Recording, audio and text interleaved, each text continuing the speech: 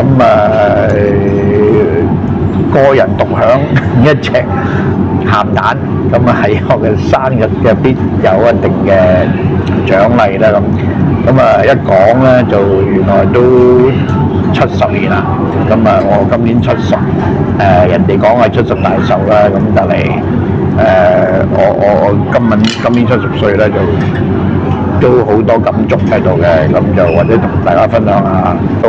Hello 大家好。咁今日咧我就一個農曆嘅生日啦。咁上個禮拜因為西歷嘅生日咧就都有啲忙啦，咁就冇做一啲我曾經承諾嘅一個話對於70年，即係今年我70歲啦。咁一個人生嘅階段啦，咁覺得係咪一個即係或者有啲講法係唔係咁吉利啦？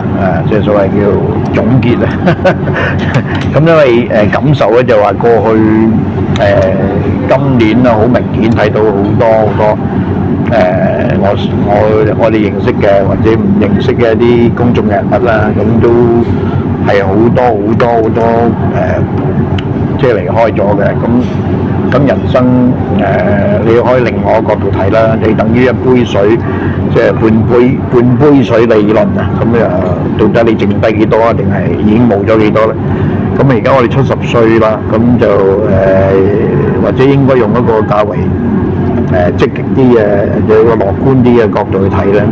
咁能夠行到有70歲，有70年嘅冇穿冇爛咧，咁都係一個福氣嚟㗎啦。咁應該如果係宏觀啲睇，70歲之後應該係選擇係一個咩嘅人生咯。咁如果人生我自己就有一個經歷就係好多起跌，好多風浪嘅。咁當然係睇你點睇咯，又係一樣。如果你覺得係人生應該係平平靜靜，即係無風無浪嘅，咁當然我就係一個失敗嘅人生。咁但係我自己亦都自己選擇之下咧，我係中意一啲挑戰嘅。咁雖然就係好多傷痕啦，好多即係所謂血汗淚啦，即係一生人搣開三樣嘢都齊晒㗎啦。咁感恩啦，感恩包括喺身邊咧，即係今時今日仲即係大家都相處得相當稱心嘅。咁呢個上天嘅恩賜嚟嘅。咁未來70歲啦，咁做咗一個總結啦。過去都原則上都係一個好有對我嚟講都好有意義嘅人生啦。咁日後70歲打會係點樣去計劃好，或者一個點樣嘅期待咧？咁其實係啱啱踏入70，應該69歲嗰一年咧，俾咗好多啟示嘅。即係我覺得係一個即係老天爺俾我嘅啟示，咁就要識得放低啦，好多嘢斷捨離啦。咁作為今年一個退咗休人，咁今時今日我哋對將來嗰個展望應該係會點咧？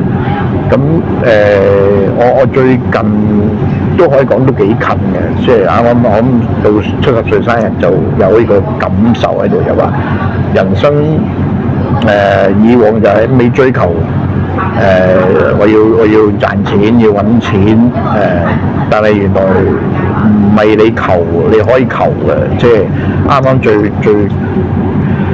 最熱門嘅講法啦，即係阿黎彼得先生嗰個命裏有時終須有，命裏無時莫強求，咁呢個係一個經典啦。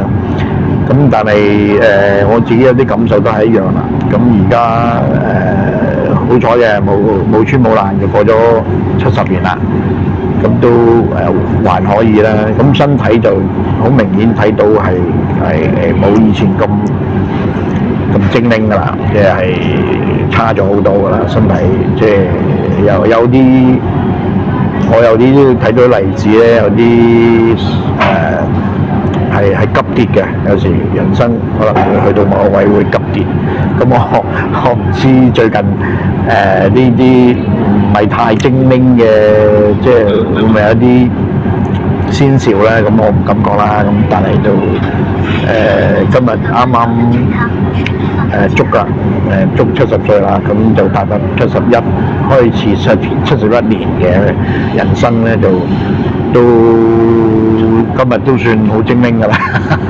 即係比嗱，我有題外話，又講另外一樣嘢。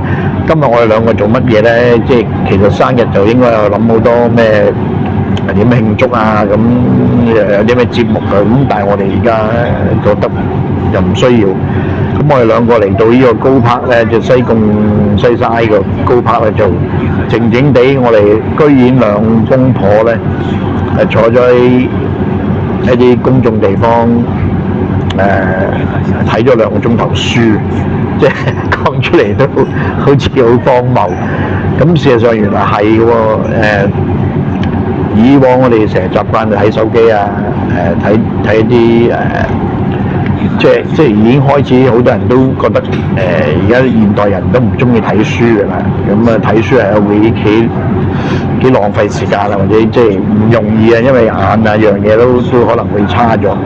咁但係原來我哋仲係坐咗喺度坐定喺度睇書咧，捲咧，就發覺睇書反而仲集中到精神，即係你真係可以係好用心或者好專注喺本書度睇書裏面嘅內容。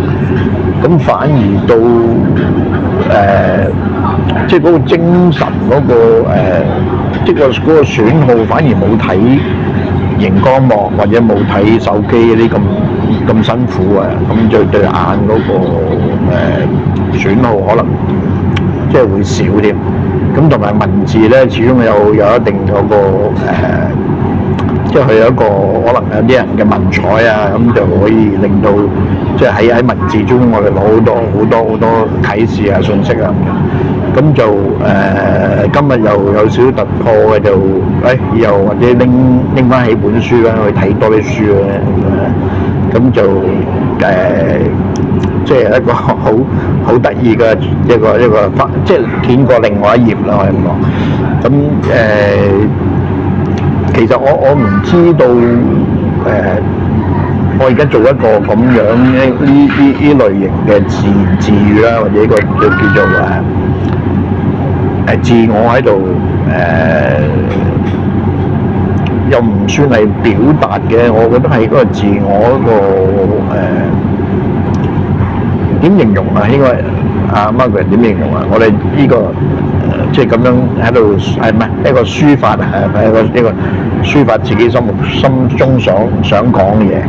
以前我同 Margaret 都係嘅，都少咗嘅，而家多咗嘅，即係兩個傾偈啊，兩個即係各自各表述啦。